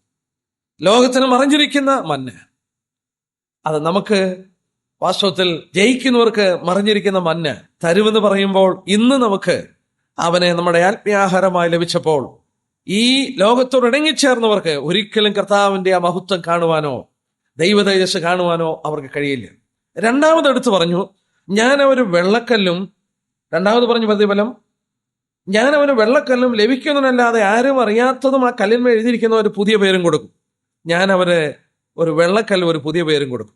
ഇത് കർത്താവ് സഭയ്ക്ക് എഴുതുമ്പോൾ ദൈവജനത്തിൽ നമ്മൾ നോക്കിയാൽ വെള്ള നിറം ആത്മീയ വിശുദ്ധിയെ കാണിക്കുന്നുണ്ട്. വെള്ളയുടുപ്പ്, വെള്ള നിലയങ്കി, വെള്ള സിംഹാസനം, ഇതെല്ലാം അതിനെ കാണിക്കുന്നു. എന്നാൽ അന്നുണ്ടായിരുന്ന ഒരു പ്രത്യേക ഒരു കാര്യം എനിക്ക് ശ്രദ്ധിക്കാനായിട്ട് കഴിഞ്ഞത്, ഗ്ലാഡിയേറ്റേഴ്സ്, അതായത് റോമൻ ഭരണകാലഘട്ടങ്ങളിൽ ഉണ്ടായിരുന്ന കളികളിൽ ഒരു കളിയായിരുന്നു ഗ്ലാഡിയേറ്റേഴ്സ് എന്ന് പറയുന്നത്. റോമൻ ഗ്ലാഡിയേറ്റേഴ്സ് എന്ന് പറഞ്ഞാൽ നന്നായിട്ട് ശരീരപുഷ്ടിയുള്ള വളരെ ആരോഗ്യവാന്മാരായ രണ്ട് പോരാളികളെ ഗോതയിൽ ഇറങ്ങി നിന്ന് അവർ വാളുകൊണ്ട് പരസ്പരം പോരാടുകയാണ്. ഒരുത്തൻ കൊല്ലണം, ഒരുത്തനെ കൊല്ലും. അതാണ് ഗ്ലാഡിയേറ്റേഴ്സ് എന്ന് പറയുന്നത്. അങ്ങനെ ഫൈറ്റ് ചെയ്യുന്നവരാ. അവർ പരസ്പരം പോരാടി ഒരുത്തനെ കൊന്നൊടുക്കും. ഇത് റോമക്കാരുടെ ഒരു വിനോദമായിരുന്നു. ഈ ഗ്ലാഡിയേറ്റേഴ്സ് ഒന്ന് ആലോചിച്ച് നോക്കി. ഇതിനു വേണ്ടി പ്രത്യേക പരിശീലനം കിട്ടി, ഇതിനുവേണ്ടി ഒരുക്കപ്പെട്ട ജീവിതം ഒഴിഞ്ഞു വെച്ചിരിക്കുന്ന വലിയ യോദ്ധാക്കൾ എന്ന് പറയാം, അവരാണ് റോമൻ ഗ്ലാഡിയേറ്റേഴ്സ്. മരണത്തെയാണ് കണ്ടുകൊണ്ടവർ ഈ പോരാട്ടം നടത്തുന്നത്. ഇങ്ങനെ പോരാട്ടം നടത്തി ജയിച്ച് വൃദ്ധനായി എന്ന് പറഞ്ഞാൽ തനിക്കൊരു പ്രത്യേക പ്രായമുണ്ട്. ആ പ്രായം കഴിഞ്ഞാൽ പിന്നെ ഗ്ലാഡിയേറ്ററായിട്ട് വർക്ക് ചെയ്യണ്ട. അവൻ പിന്നീട് അവിടെ നിന്ന് റിട്ടയർ ചെയ്യുകയാണെന്ന് പറയാം. നമ്മൾ ചിന്തിക്കുന്ന പോലെ ഒത്തിരി പ്രായം ചെന്ന് റിട്ടയർ ചെയ്യുകയല്ലേ. അവന് അനേക പോരാട്ടങ്ങൾ നടത്തി അവൻ വിജയാളിയായ ഒരു ഗ്ലാഡിയേറ്ററായി മാറുമ്പോൾ അവനൊരു പ്രത്യേക സമയത്ത് അവന് അതിൽ നിന്ന് മോചനം കിട്ടുകയാണ്. പിന്നെ അവൻ ഗ്ലാഡിയേറ്റർ ആകണ്ട. എന്നാൽ അങ്ങനെ മോചിക്കപ്പെടുന്ന ഗ്ലാഡിയേറ്റേഴ്സ്, ജയിച്ചു വന്ന ഗ്ലാഡിയേറ്റേഴ്സിന് ഒരു വെള്ളക്കല്ല് കൊടുക്കുമായിരുന്നു. ആ വെള്ളക്കല്ലില് SP എന്ന് കൊത്തിയിട്ടുണ്ടായിരിക്കും. അതൊരു ലാറ്റിൻ പദമാണ്. SP എന്നുള്ള പദം സ്പെക്ടാക്ടസ്, a man whose valour has been proved beyond doubt. ഒരു സംശയങ്ങൾക്ക് അതീതമായ കഴിവുകളെ തെളിയിച്ചൊരു മനുഷ്യൻ എന്നുള്ളതിന്റെ ലാറ്റിൻ പദമാണ് SP. ആ SP എന്നുള്ളത് ഒരു വെള്ളക്കല്ലിൽ എഴുതി ഈ മനുഷ്യന്റെ കയ്യിൽ കൊടുക്കുമായിരുന്നു. ഇത് അവന് ലഭിച്ച അംഗീകാരത്തിന്റെ മുദ്രയാണ്. ആ കാലയളവിൽ പിന്നീട് ഉള്ള റോമൻ അരീനയിലുള്ള കളികളിലും മറ്റും പ്രവേശിക്കാൻ ഇദ്ദേഹത്തിന് വേറെ അനുവാദമൊന്നും വേണ്ട. ഈ കല്ലൊന്ന് കാണിച്ചാൽ മതി. ഈ കല്ല് കാണിച്ചാൽ ഈ മനുഷ്യനെ പിന്നീടുള്ള ഏത് കളികളിലോ റോമൻ അരീനയിൽ നടക്കുന്ന ഏത് പ്രോഗ്രാമിലോ ഈ മനുഷ്യനവിടെ കയറുവാനായിട്ട് അനുവാദമാണ്. കാരണം അവനൊരു രാഷ്ട്രത്തിന്റെ ഏറ്റവും അംഗീകരിക്കപ്പെട്ട ഒരു പോരാളിയാണ്, അവനെ അംഗീകരിക്കപ്പെട്ട ഒരു വ്യക്തിയാണ്. അതിന് അവന്റെ കയ്യിൽ കൊടുത്തിരിക്കുന്ന ഒരു വെള്ളക്കല്ല് ഒരു അംഗീകാരത്തിന്റെ മുദ്രയാണ്, അല്ലെങ്കിൽ ഒരു സർട്ടിഫിക്കറ്റ് പോലെയാണ്. കർത്താവ് സഭയോട് പറഞ്ഞു, ജയിക്കുന്നവന് ഞാൻ വെള്ളക്കല്ല് കൊടുക്കും. വാസ്തവത്തിൽ ആ ആശയത്തിൽ അത് ചിന്തിക്കുമ്പോൾ നല്ലവനും വിശ്വസ്തനുമായ ദാസനെ, കർത്താവിന്റെ വായിൽ നിന്ന് നമ്മുടെ ഓരോരുത്തരുടെയും ജീവിതത്തെ പരിശോധിച്ചിട്ട് അന്ത്യത്തിൽ അവൻ പറയുന്ന ഒരു പദമുണ്ട്, നല്ലവനും വിശ്വസ്തനുമായ ദാസനെ. SP എന്നെഴുതി വാലർ തെളിയിച്ച ഒരു ഗ്ലാഡിയേറ്ററിന് ഈ വെള്ളക്കല്ല് കൊടുക്കുമ്പോൾ അവനെ റോമൻ സാമ്രാജ്യം അംഗീകരിക്കപ്പെട്ട ഒരു വലിയ പോരാളിയായി തീരുന്നെങ്കിൽ, കർത്താവിന് വേണ്ടി ഏറ്റവും ചെറിയ ശുശ്രൂഷകൾ പോലും വിശ്വസ്തയോട് ചെയ്ത ഒരു മനുഷ്യനെ കർത്താവിന്റെ വായിൽ നിന്ന് അംഗീകാരം തരികയാണ്. നല്ലവനും വിശ്വസ്തനുമായ ദാസനെ. അവൻ അംഗീകാരം തരുമെന്ന് മാത്രമല്ലേ, ആ കല്ലിൽ എഴുതുന്ന ഒരു കാര്യം എടുത്തു പറഞ്ഞു. നോക്കാം നമുക്ക്. ആ കല്ലിന്മേൽ എഴുതിയിരിക്കുന്നതും ഒരു പുതിയ പേരും കൊടുക്കും. ലഭിക്കുന്നതല്ലാതെ ആരും അറിയാത്തതും ആ കല്ലിന്മേൽ എഴുതിയിരിക്കുന്ന ഒരു പുതിയ പേര്. എന്തായി കർത്താവിടെ പറയുന്നത്? ഒരു പുതിയ പേര് തരും. എന്നിട്ട് കർത്താവ് പറഞ്ഞു, ഈ പുതിയ പേര് ലഭിക്കുന്നതല്ലാതെ മറ്റാർക്കും അറിയാൻ കഴിയില്ല. ഒരു വളരെ സിമ്പിൾ എക്സാമ്പിൾ പറയാം. ചിലപ്പോൾ നമ്മുടെ ഭാര്യമാരെ ആരും അറിയാത്തൊരു പേര് നമ്മൾ വിളിച്ചെന്നിരിക്കും. സ്നേഹം കൊണ്ടോ ഒക്കെ ചിലപ്പോൾ ഒരു പ്രത്യേക പദം, അത് മറ്റാരും അറിയുന്നില്ല. ആ വാക്ക് that is a private and personal റിലേഷൻഷിപ്പിന്റെ ഒരു എംബ്ലമാണ്. എന്റെ ഭാര്യയെ ഞാൻ ആരും അറിയാത്തൊരു പേര് വിളിക്കുന്നെങ്കിൽ മറ്റാർക്കും അത് അറിയത്തില്ലേ. അവളോടുള്ള സ്നേഹവും ആ പ്രൈവറ്റ് പേഴ്സണൽ റിലേഷൻഷിപ്പിന്റെ ഒരു പദമാണ്. കർത്താവ് പറയുന്നു, സ്വർഗം ആയിരങ്ങൾ പതിനായിരങ്ങളെ കൊണ്ട് നിറഞ്ഞൊരിടമായിരിക്കും. എന്നാൽ നീ എന്നോട് വിശ്വസ്തത പാലിക്കുകയാണെങ്കിൽ, നീ ജയിക്കുകയാണെങ്കിൽ I will have a private and personal relation with you. എനിക്ക് നിന്നോടൊരു വ്യക്തിപരമായ ഒരു അഭേദ്യമായ ബന്ധമുണ്ടായിരിക്കും. മറ്റാർക്കും അറിയാത്തൊരു പേര് ഞാൻ നിന്നെ വിളിക്കും. കർത്താവിന് മാത്രമേ അറിയത്തുള്ളൂ. എനിക്കും അറിയാം, കർത്താവിനും അറിയാം. ആ പേരൊന്ന് ആലോചിച്ച് നോക്കിയേ. 1-2 വാക്യം നോക്കാം. യെശയ്യാവ് 62:2 വാക്യം. ഐശ്യ 62:2. ജാതികൾ നിന്റെ നീതിയെയും സകല രാജാക്കന്മാരും നിന്റെ മഹത്വത്തെയും കാണും. യഹോവയുടെ വായി കൽപ്പിക്കുന്ന പുതിയ പേർ നിനക്ക് വിളിക്കപ്പെടും. സ്തോത്രം. ദൈവത്തിന് ഭജനം പറയുന്നു, നിനക്കൊരു പുതിയ പേര് നിനക്ക് വിളിക്കപ്പെടും. യെശയ്യാവ് 65:15. 65:15. നിങ്ങളുടെ പേർ നിങ്ങൾ എന്റെ വൃതന്മാർക്ക് ഒരു ശാപവാക്കായി വെച്ചേച്ചു പോകും. യഹോവയെ കർത്താവ് നിന്നെ കൊന്നുകളയും. തന്റെ ദാസന്മാർക്ക് അവൻ വേറൊരു പേർ വിളിക്കും. തന്റെ ദാസന്മാർക്ക് അവൻ വേറൊരു പേർ വിളിക്കും. അവനൊരു പുതിയ പേര് വിളിക്കും. ലഭിക്കുന്നതിനല്ലാതെ മറ്റാർക്കും അറിയാത്ത ഒരു പുതിയ പേര് ഞാൻ വിളിക്കും. സ്വർഗം ആയിരങ്ങളെ കൊണ്ട്, 10,000-ങ്ങളെ കൊണ്ട്, ലക്ഷങ്ങളെ കൊണ്ട് നിറഞ്ഞതാണെങ്കിലും കർത്താവ് നമ്മുടെ വ്യക്തിപരമായ ക്യാരക്ടർ മനസ്സിലാക്കി. കർത്താവ് തന്റെ ശിഷ്യന്മാരെ തിരഞ്ഞെടുത്തപ്പോൾ നമുക്കറിയാം, പലരുടെയും പേര് കർത്താവ് മാറ്റി. നിന്റെ പേര് പത്രോസ് എന്നാകും. അവന്റെ സ്വഭാവത്തെ കണ്ടുകൊണ്ട് ആ പേര് വിളിച്ചതുപോലെ സ്വർഗത്തിൽ നമ്മൾ കടന്നു ചെല്ലുമ്പോൾ ഇന്ന് നമ്മൾ കർത്താവിനെ സ്നേഹിക്കുന്നതും ആദരിക്കുന്നതും ഒക്കെ മനസ്സിലാക്കി ഒരുപക്ഷെ ആ ക്യാരക്ടർ മുഴുവൻ വിളിച്ചു പറയുന്ന ഒരു പ്രത്യേക പേര് നമ്മളെ കർത്താവ് വിളിക്കും. വളരെ വ്യക്തമായി അത് രേഖപ്പെടുത്തിയിട്ടുണ്ട്. നമ്മളെ ആ ദിവസത്തെ ഓർക്കുമ്പോൾ ഇന്ന് ലോകത്തെ ത്യജിച്ചുകൊണ്ട് കർത്താവിന് വേണ്ടി ജീവിപ്പാനായിട്ട് നമ്മെ അത് പ്രേരിപ്പിക്കുകയാണ്. പാരബിളിനോടുള്ള ബന്ധത്തിൽ ഞാൻ ഓർപ്പിച്ചു. കർത്താവ് മത്തായി 13 പറഞ്ഞ 7 പാരബിള്, ഓരോ പാരബിളും ഈ ഓരോ ദൂതുകളോട് ചേർത്ത് പഠിക്കാൻ സാധിക്കും. കർത്താവ് 3ാമത് പറഞ്ഞ പാരബിള് മസ്റ്റാർഡ് സീഡിന്റെ, കടുകുമണിയുടെ ഉപദേശമാണ്. ആ കടുകുമണിയുടെ അബ്നോർമൽ ഗ്രോത്ത് അവിടെ കർത്താവ് പറഞ്ഞതുപോലെ തന്നെ ഈ പെർഗമോസ് സഭ ലോകത്തിൽ വലിയ വളർന്ന ഒരു സഭയായിട്ട് മാറി. അത് ചേർത്ത് പഠിക്കാം. കർത്താവ് നമ്മെ സഹായിക്കട്ടെ. അവനോട് വിശ്വസ്തരായി, അവനോട് സ്നേഹമുള്ളവരായി, അവന്റെ വാക്കിനെ പാലിച്ചുകൊണ്ട് നിഷ്ഠൂരിന്റെ പാതകളെ ഒഴിഞ്ഞ് ജീവിക്കാം. അവന്റെ വലിയ നാമം മാത്രം.